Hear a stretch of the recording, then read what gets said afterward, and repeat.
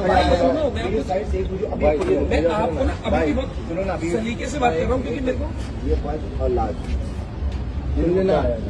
नहीं, पर देखो मैंने क्या बोला कि भाई आपकी तरफ से कोई वीडियो। पवन सिंह के कजन ब्रदर विशाल सिंह को लेकर आए दिन लफड़ाई होते रहती है। पिछले कुछ दिन पहले भोजपुरी इंडस्ट्री में हो गया था, मतलब पवन सिंह के खिलाफ कोई भी कुछ बोल दे तो सबसे पहले एक्शन मोड में विशाल सिंह ही आते हैं। लेकिन विशाल सिंह का ऐसा नहीं कि भोजपुरी और बिहार के बीच ही इनका जो भी है लफड़ा उफड़ा होता है।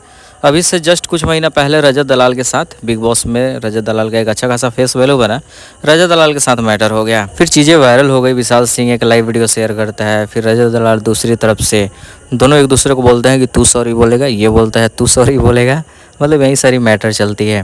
तो एक वीडियो वायरल हुआ था जिसमें रजत दलाल को विशाल सिंह की टीम ने घेर लिया था और बोला था कि सॉरी बोल। ये दूसरा वीडियो आया है, शायद कुछ घंटा पहले का है, जिसमें बताया जा रहा है कि विशाल सिंह को लोगों ने घेर लिया है, मतलब रजत दलाल की टीम ने घेर लिया विशाल सिंह को। तो ये सारी चीज़ें सोशल मीडिया पे इन दिनों तैर रही है।